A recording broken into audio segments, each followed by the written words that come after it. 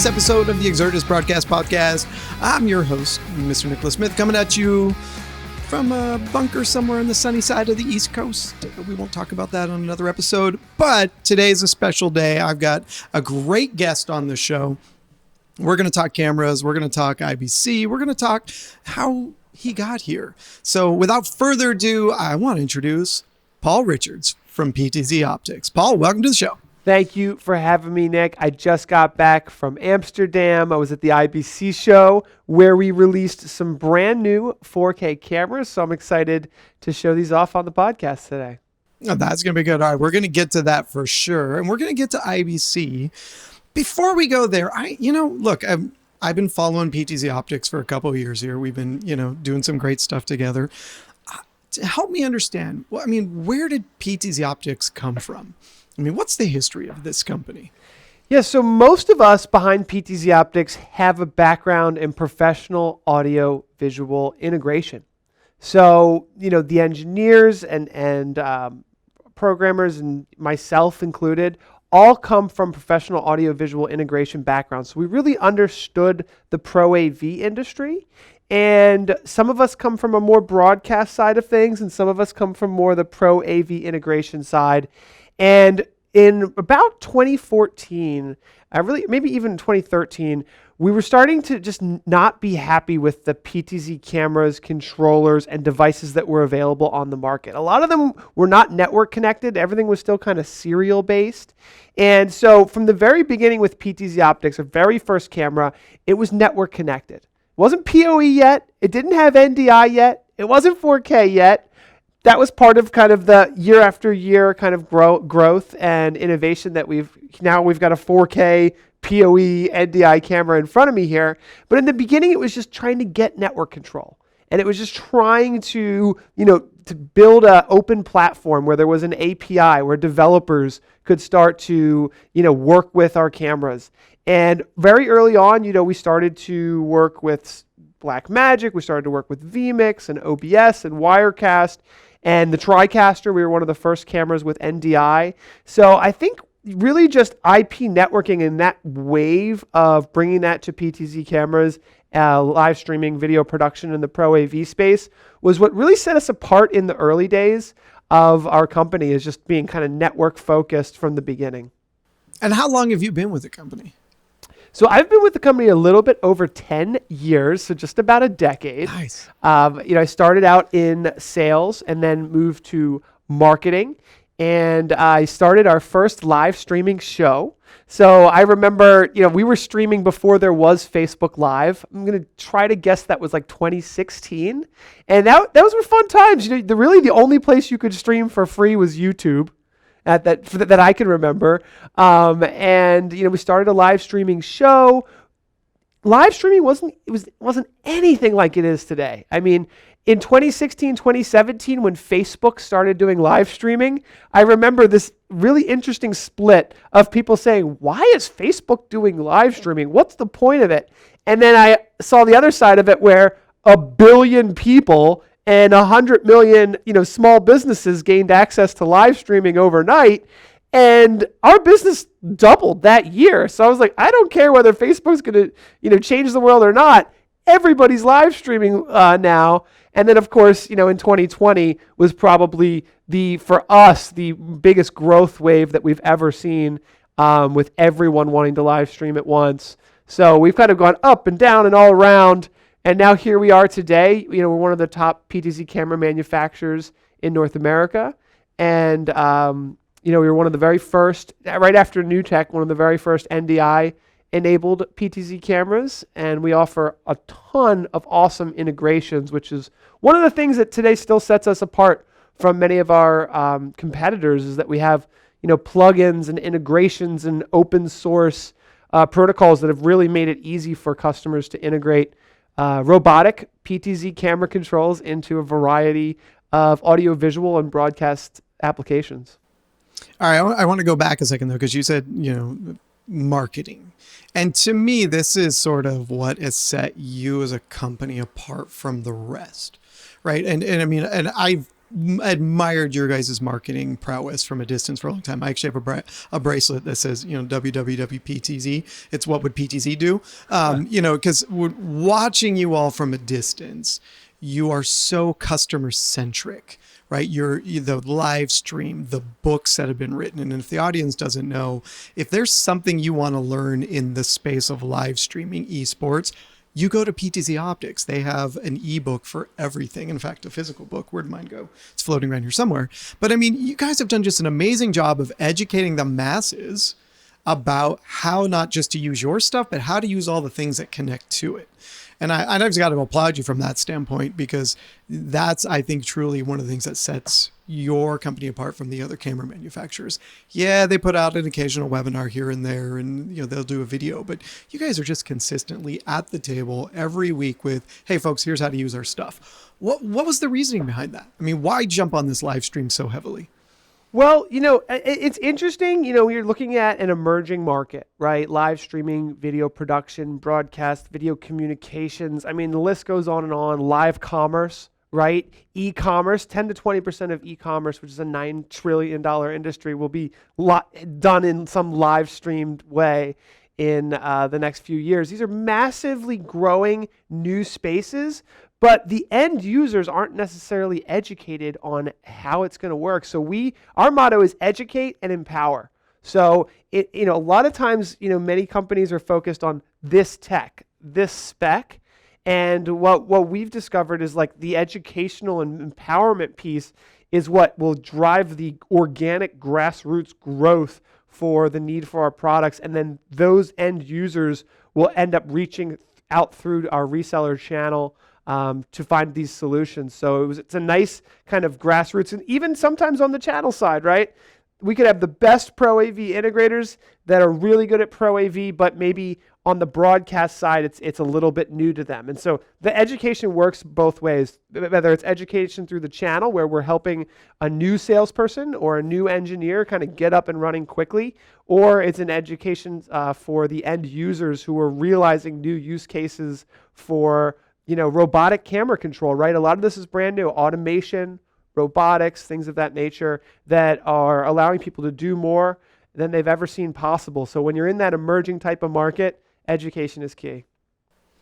Yeah, it's always interesting to me that, we get people that come out of the sort of the user market space, right? They may know Blackmagic, but they've never heard of a robotic camera, or they didn't believe they existed, right? And then they sort of come into this space and it's like, oh, whoa, there's a camera that I can run completely remotely. I mean, that's amazing. So I think it's an interesting space. I kind of look at you guys like a Blackmagic, right? Blackmagic's demand comes from their end user base, right? They want the products and they go to the dealer channel demanding it.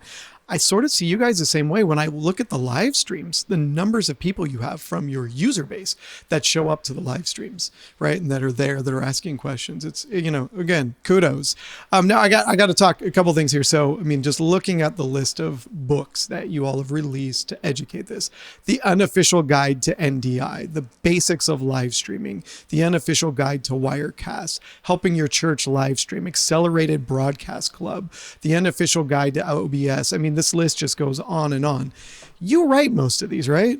I do. So I'm just going to tell you the story behind this quickly. So, when it came out, like literally when we started in 2013, 2014, there was like no information on how to use a PTZ camera or what a PTZ camera even is, right? So I realized very quickly that like somebody's got to write about this stuff and tell people about it. And it benefited our company greatly because of Google SEO and things of that nature, right?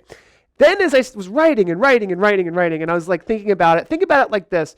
If you watch a TV show, you find out a topic that you like, you binge the whole thing, right?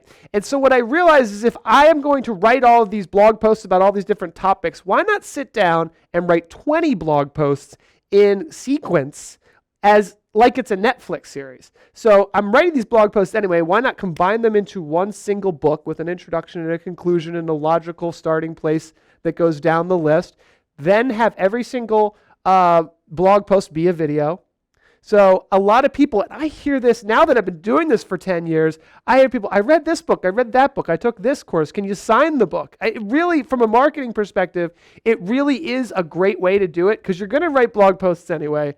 Why not organize them into something that people can buy on Amazon, print out, have by their desk? The pastor can get helping your church live stream. He can give it to 2 or 3 of his volunteers. Now they're all speaking the same language. They're all talking about the same vocabulary. 1 or 2 of them might take the online course. A few of them may have found it through a blog post, and now here they are downloading the PDF off of our website. So it just made sense to me to put in that extra effort to, instead of just randomly doing a bunch of blog posts on just separate topics, focus on one kind of campaign at a time. And the way it ended up for me was 1 book at a time, 1 video series at a time, 1 online course at a time. Crazy. I mean, and of course you don't sleep with kids and everything else. So kudos. Thank you. Yeah, with 3 kids, it is a little much. Yeah, I hear it. Well, carry on with the good work, man. It's cool. So I mean, it's a great show to watch from the outside. All right, let's shift gears a little bit. You just got back from IBC. Obviously, you all announced some stuff out while you were out there. Hold on, I got all the new products. I've got 12 cameras in the studio, and I'm going to show some close-ups and whatnot. But let me step back and let me talk about IBC for a minute. Yeah. IBC, International Broadcast Conference in Amsterdam, is so much fun because I have never been to a show where there's so many different nationalities, so many different types of people, so many different use cases. I mean, we're talking about developed countries that are using, the developed countries. These are, big countries in the EU, but dang, do they use the products in different ways? Oh my goodness. Here's an example, one that kind of blew my mind. Let me see if I can find this close-up of the Studio Pro because it'll help me tell this story. So there's a USB port on the back. It's a USB-C. Generally it's designed to plug and play into your computer, use it with Microsoft Teams, use it with Zoom, plug and play. It's a webcam, right? Well, there was a guy from Romania who goes, can I plug my smartphone into this? And I was like, you know what? Why not? Right? Like, people are just thinking about things differently because it's such a diverse audience. So he's thinking, can I plug my smartphone into this and then therefore use it as a webcam into TikTok or into Facebook Live or something? And I'm just like, man, you don't get those questions all the time. And so just a lot of different thinking, and it's definitely a different market. It's, NAB is the kind of the North American kind of version of the broadcast show. Then IBC is for Europe and most of that area. But it was much more diverse, a lot of different use cases than you see here in the United States. We get a little bit more of a standard type of everybody doing the same thing over here in North America, which allows us to create great products for, a lot of people. But man, a lot of different use cases in IBC. No, and you're right. You get a lot of different accents. Like at NAB, we get a lot of South America. We get a lot of north of the border in Canada. So, it's a more concise, range. But yeah, you get over to IBC and it's just amazing. Like the cacophony of different accents floating around, and the amount of beer and coffee that flow. It's a great show. I love that one. It's my favorite. And for me, it's always, I go to that one to kind of see what's next, what's happening outside of the US that's going to be a good idea or a hot topic or the next for us, right? I mean, so often I think we sometimes think that America's like the influencer in so many ways, but they're, like you said, somebody thinking, oh, can I plug my cell phone into this? Because you get outside of North America and you tend to see that mobile first is actually a bigger thing in many countries, right? This, broadcasting from your phone, doing, edits on your phone and mobile journalism. It is such a bigger thing. And a lot of it has to do with just infrastructure. Cellular infrastructure in most countries is far more advanced than North America's because there's just less regulation around it. So it's an amazing show. I absolutely dig it. So, you already tipped your hand right there to the first of something really amazing. Let's talk about it. I mean, that's a cool camera. And this is one actually, as you've been telling me about these, that's the one I'm most excited about. So this is the PTZ Optics Studio Pro. And this really was the star of the show for us. It is a 12x optical zoom camera with a built-in light on top that is a really affordable price point. It starts at $699. And it's kind of like a premium webcam. And after, the past couple years, we all know the world is very video centric. So whether you're using Zoom, Teams, whatever you're using, you're live streaming, you're broadcasting, a webcam will only get you so far. And there's just so many people who are making a living online. They are consulting online. They're a doctor online. Everybody's doing everything online. And they just want a good quality camera for less than $1,000, and it's got to be plug and play. In this space, you've kind of got digital SLR cameras, which weren't really designed for this. And then there's like nothing else. So our engineers went out and said, like, let's make it really flexible. Let's make it have NDI, because there's definitely a lot of situations where a PoE version of this camera could be really good. But we have to have the plug and play USB-C, right? Just so that the people who have no idea what NDI even is or ever will be, let's just plug it in to any Mac or PC computer. HDMI, of course, for a lot of different scenarios is ideal. But one of the things that I get most excited about, and I really think in the next couple of years, we're going to see a lot of growth in this market, is portrait mode. So it's not a must-have for a lot of people, right? They're not even sure how they might use it yet. Obviously, 9x16 is the way that everybody thinks about using cameras. But there's a little switch on the back. You hit it up, and boom. I don't know how the engineers do it. Maybe they rotate the image sensor or something. But it will spit out a 9x16 portrait-style video. This is obviously incredibly popular on like Instagram, TikTok, things of that nature. But if you're a large brand, you have to use that to reach the next generation. And you look at some of the statistics on short form video and the shareability. Like I've read statistics that say portrait style video will be shared twice as much as a 9x16. And I think that's basically due to the influence of smartphones and the prevalence of every single smartphone app is designed in portrait mode. So it makes sense that portrait video is continuing. It's almost like, when you think about it, Nick, it's almost like the portrait video was like kind of just given to the world with smartphones and nobody knew what was going to happen. And now here we are a decade and a half later after, the first smartphone. First smartphones finally started to come. The filmmakers of the world were always laughing at people for holding the phone up. Right? Exactly. Like, hey, no, it goes this way. Right? I know. And then in the meantime, the next generation that came on was like, yeah, this is more comfortable. I'm just going to stay here. Right. Yep. And here we are. No, it's interesting because there was an article that was floating around our team. And I don't remember if it was Jordan or one of them brought it to the table. That was sort of TikTok itself has become sort of the next great search engine. Right, that you go there to find reviews, you go there to find how-tos and tips, and that influencer market. And if we look at sort of, there was a great podcast I was listening to this past weekend, and they were discussing the next great brands are influencer brands. You look at Mr. Beast, and he opened up a burger shop. Right. And there were something like 10,000 people queuing to get a burger out of his burger shop. Right. That never happens when the next McDonald's opens up. Right. But they don't have the pull that these video-based influencers do. So you're right on that end. And what I like about this particular camera is I'm not I have a Jordan on my team who tells me what lens I should put on the front of my camera. I think most people are in that place where they probably don't know, which lens should I buy? This camera sort of says, hey, don't worry about that. Just plug it in. Right. And you're going to get that quality of video that you're searching for or that you would expect from a DSLR. Yeah. So that's an interesting pivot. So there is a very specific sensor in here called a time of flight sensor that basically creates that nice soft bokeh-like background that a lot of the DSLR users want to see. And so, I mean, that's, so talk to us a little bit about that. Yeah. So, confirm. Shopify actually came to us to build this camera. And I was so glad they did because, sometimes the engineers will listen to me, but they'll always listen to a customer who's going to buy thousands, right? That's just the way that it works. And so they came to us and said, look, our entire workforce is pretty much remote right now. And we don't want to send out DSLR cameras that are really meant for photography, that need a capture card, that need special lenses and all this. We just want it all built right in. But they really wanted the bokeh effect. And they really just wanted look, everybody's got a messy background.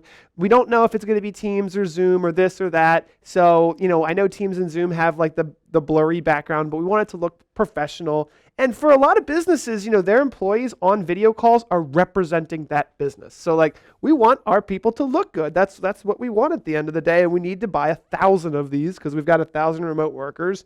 And so it's got to be less than $1,000 because we can't spend, our entire budget on these cameras. So the price point was important, but the time of flight focus and the ability to get that bokeh was like they were willing to pay $2,000 or $3,000 for a DSLR that could do that. And they know that no normal webcam could. So that was the hardest thing to do. And there's a little time of flight focus thing here that if I understand it correctly, it's the time of flight, the time that it takes to bounce off of the subject and tell the camera how far the subject is away from the camera, which is almost instantaneous, incredibly low latency. We're talking about milliseconds, and it'll focus in directly on that time of flight is how it uses to focus. That's amazing. Very cool. A nice addition of the light on top, because that's the number one area. It's like you can put in the best camera you want, but if you don't have lighting, that's where people sort of fall down. And we've been putting lights on the sales guys' desks, and they're all commenting on how much better their conferences are because they've got better lighting. So nice work on that. All right, that wasn't the only thing that got announced. Let's talk about the bigger one over to the right, because this is a big jump for you all in terms of technology. It took a while for us to get to 4K, but we're doing it right. This is full 4K 60. So, it's pretty awesome. So this is it. It's the PTZ Optics Move 4K series. So, this is an entire camera line. It's, when we release something, it's not just one product here, one product there. This is a 12X, this is a 20X, this is a 30X in gray and white. So it represents 6 cameras. Our distribution and channel partners are actually really happy with this camera for one really important reason.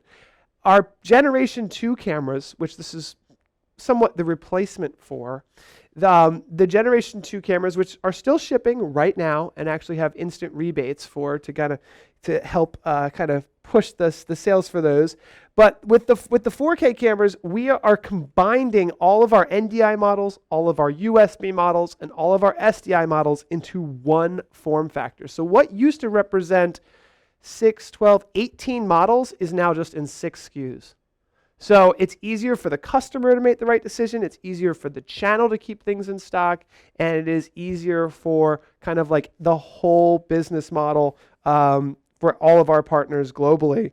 So 4K 60 via NDI and via HDMI, 4K 30 via USB, and still just 1080p 60 on good old faithful 3G SDI. Yeah, but there's still some people out there using it, so you got to support the masses. I think it's a great jump because, a lot of camera manufacturers sort of did the half step first. They went to 4K 30 and kind of lived there for a season. So I kind of applaud you guys on jumping that and going straight to 60, because there's a lot more latitude there and there's a lot more flexibility at that. It's also a lot more bandwidth requirements, but it's a beautiful thing to have that extra frame rate. And I was talking to you earlier, we're building a brand new live streaming studio and everything's going to be 4K. And I was mentioning how I'm really bullish about 9:16 and social short form video in portrait format. One of the interesting things about jumping to 4K is that if you've got a 4K TriCaster or a Wirecast system or a live production system with multiple 4K cameras, you can very easily set up a dedicated 9:16 system that can take the middle of any area of the 4K image and still get HD video vertical video out of the 4K 16:9. So, as that becomes more and more important, there's a lot of reasons why upgrading to 4K, besides just having 4K, that, people are going to find out, wow, 4K lets me do more than just have a 4K resolution image. It also allows me to do all these other things that are becoming, more value add than just the resolution itself. Well, that's so true because so many people wanted to push to 4K a long time ago, and I said unless you're doing it in post, it doesn't make sense for a live stream. Where I think 4K really made its mark in the last couple of years was people doing more EPTZ within the 4K frame and being able to take individual shots that were just 1080p, but have a little more latitude to move it around or create several shots out of that one camera. And so now that we're seeing this shift towards pillar style video, that portrait mode, I think it's the next relevant reason to move to 4K, because still streaming 4K is not that easy, right? The amount of bandwidth it takes, especially most switching software, you run into a lot of limitations when you move to 4K. So having, some other uses for that camera at 4K just makes sense.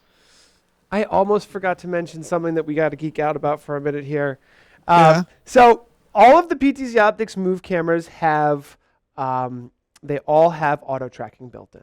Okay, so there's two things that are happening with this announcement. One is we didn't want the 500,000 customers that we have out there with Gen 2 cameras to be upset about all the new ones have auto tracking and theirs don't. So we're releasing a brand new software called the PTZ Optics CMP, the camera management platform, and it's actually fully designed by an incredibly intelligent woman named Sarah Cross.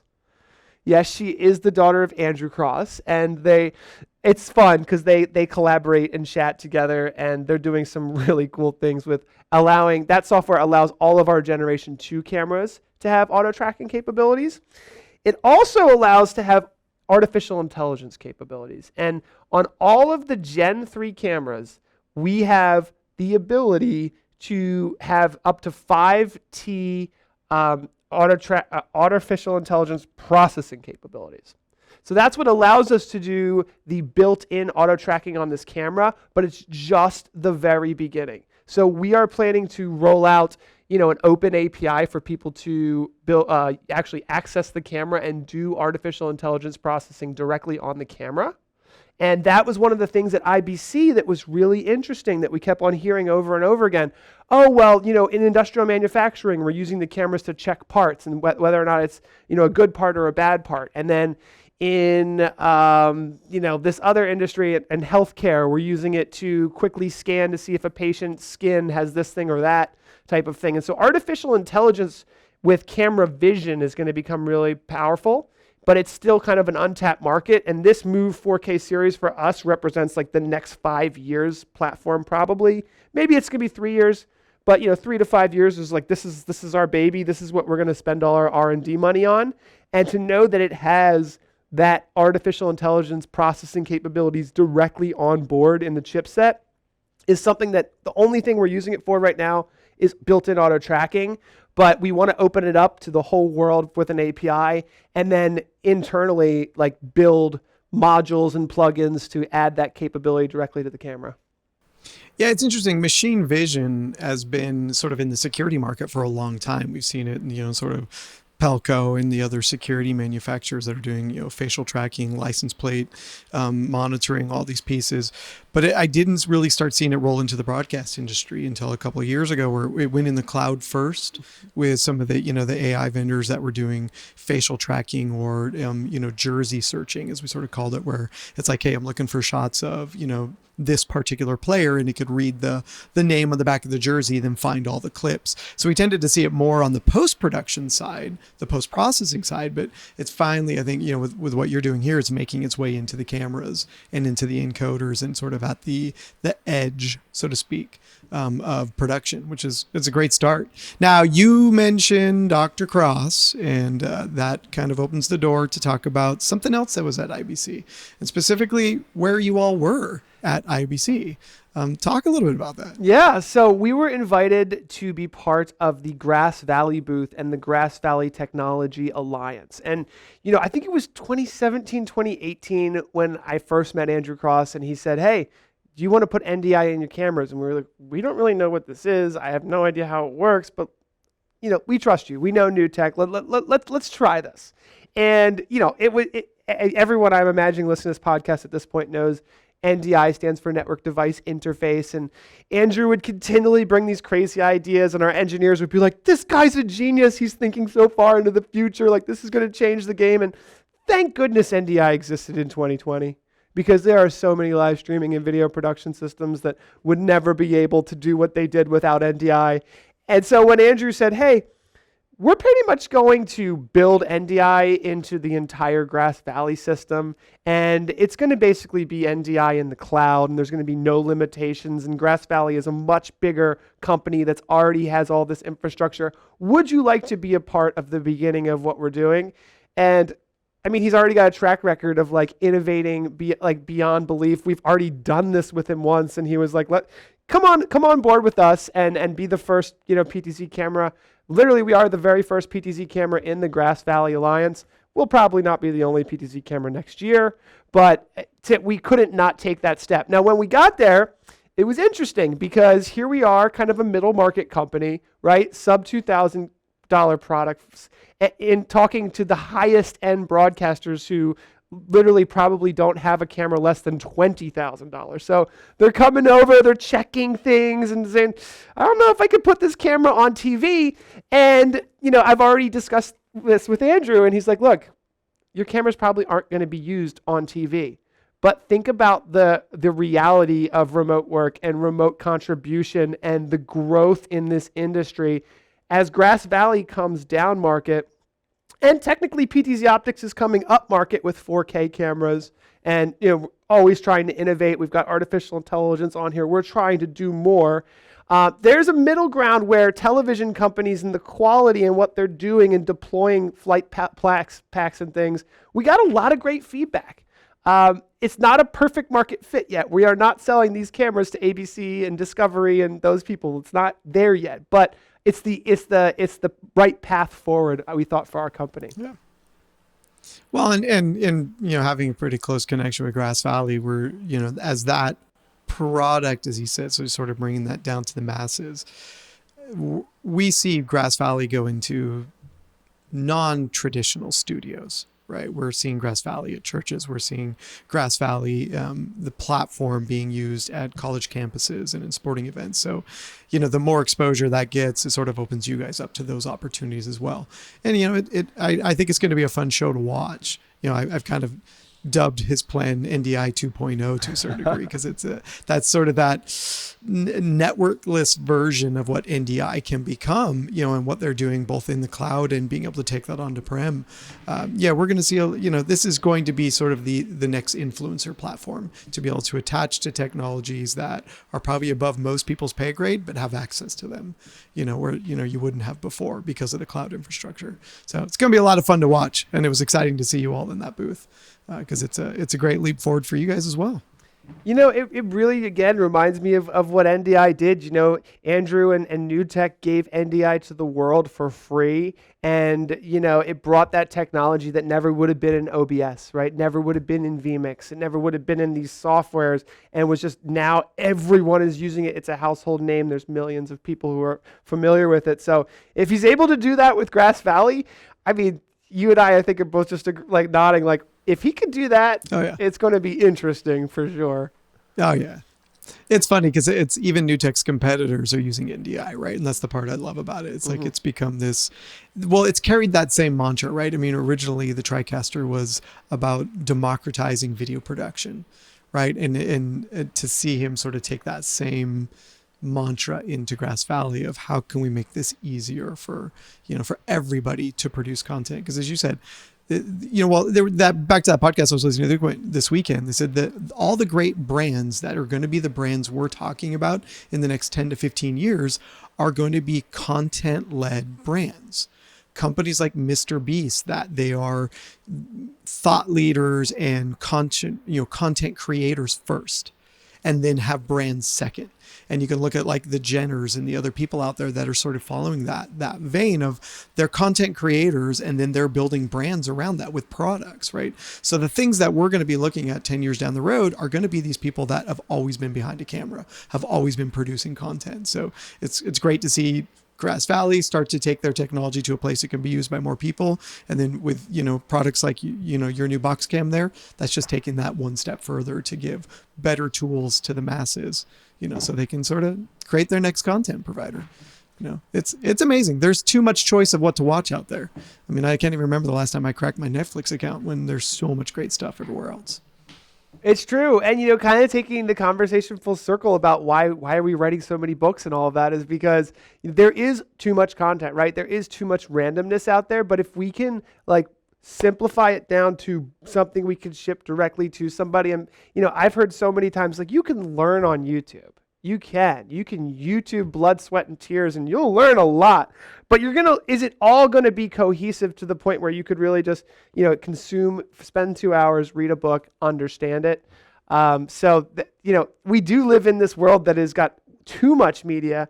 It does mean that you have to have high quality video. It does mean that you have to have a plan. And if you do have a plan and you do things correctly and you get out there and put yourself out there, the benefits are incredible. So, Mr. Beast is, winning right now, and that I'm happy for him because he came out with a solid plan. He continues to do incredibly high quality content better than everybody else, and he's reaping all the rewards. Now, it's a difficult world to be a part of because of how competitive that becomes. Everybody wants to be the best.